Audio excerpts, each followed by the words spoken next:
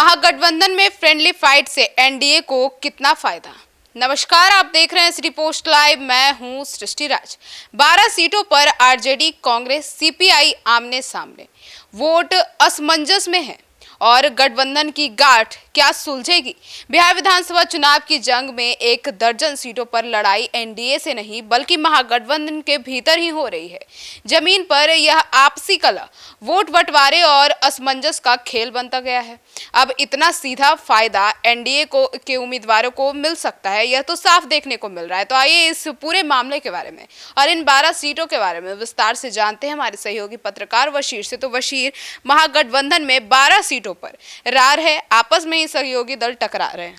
जी देखिए, इन 12 सीटों पर महागठबंधन के सहयोगी दल एक उम्मीदवार पर सहमत नहीं हो पाए। आरजेडी, कांग्रेस, सीपीआई और वीआईपी सभी ने इन सीटों पर इस घमासान का सबसे बड़ा असर महागठबंधन के कोर वोट बैंक यादव, मुस्लिम और अति पिछड़ा पर पड़ रहा है। वोटर पूरी तरह असमंजस में है कि उनका असली उम्मीदवार कौन है।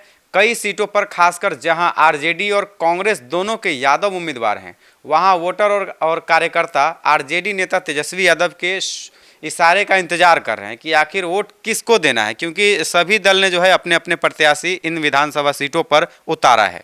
वशीर, स्थानीय कार्यकर्ता भी परेशान हो गए कि आखिर किसको सहयोग करें और किसको नहीं करें। देखिए, कुछ सीटों पर महागठबंधन ने नामांकन वापसी करवाकर संकट को टाला है, जैसे परनानपुर, वर्सलीगंज और बाबूराही। लेकिन इन 12 सीटों पर तनातनी जारी है। महागठबंधन के 2 सबसे बड़े दल आरजेडी और कांग्रेस के बीच कई सीटों पर सीधा टकराव है।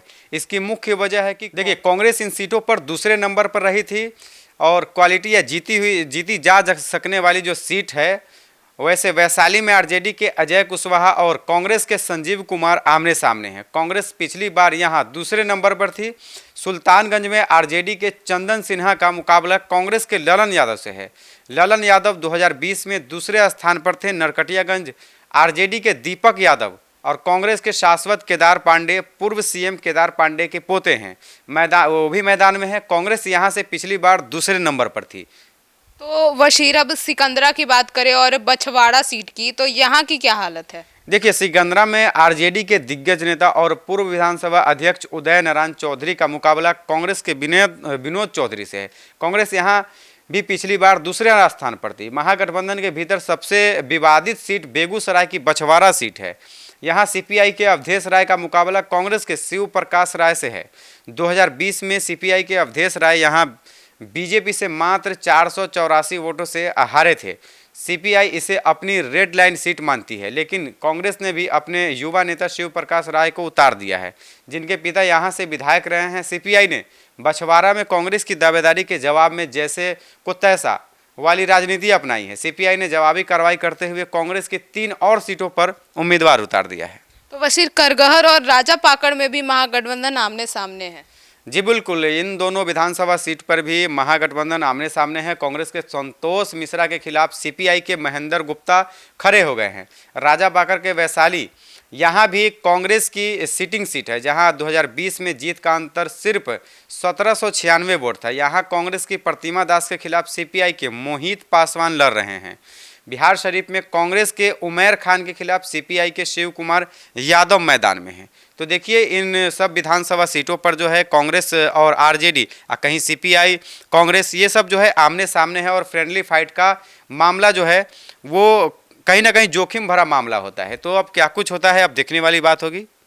तो एक और सवाल उठता है ऐसे में वसीर, की मामला सिर्फ आरजेडी, कांग्रेस, सीपीआई तक सीमित नहीं है, और भी कई दल हैं जो कि आमने सामने भी हैं।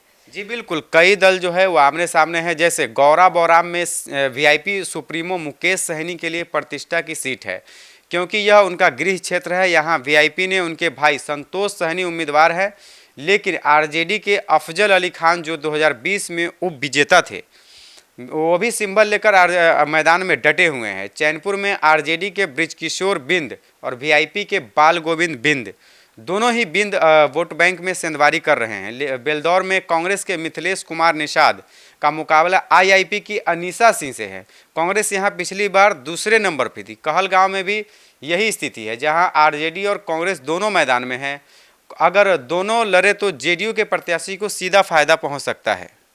तो मतलब कुल मिलाकर यह सब क्या संकेत दे रहे हैं? जी बिल्कुल, संदेश जो है कहीं कहीं पर जो है कि फ़ायदा भी पहुंच सकता है, क्योंकि जो जातीय समीकरण के हिसाब से फ्रेंडली फाइट कभी कभी होती है कि जो विपक्ष का उम्मीदवार होता है, जैसे एनडीए से किसी भूमिहार को टिकट मिला है, तो वैसे ही अगर कांग्रेस से किसी भूमिहार को टिकट लेकर के वो लड़ती है और दूसरे समाज का यादव हो चाहे कुशवाहा हो, वहाँ वोट बैंक कुशवाहा का ज़्यादा हो, यानी दो यानी वोट को जो बांटने की भी कोशिश होती है, क्योंकि दो कैंडिडेट में आपस में वोट बढ़ जाता है तो तीसरे कैंडिडेट को एक समाज का ज़्यादा वोट मिल जाता है, तो उससे फ़ायदा भी हो सकता है।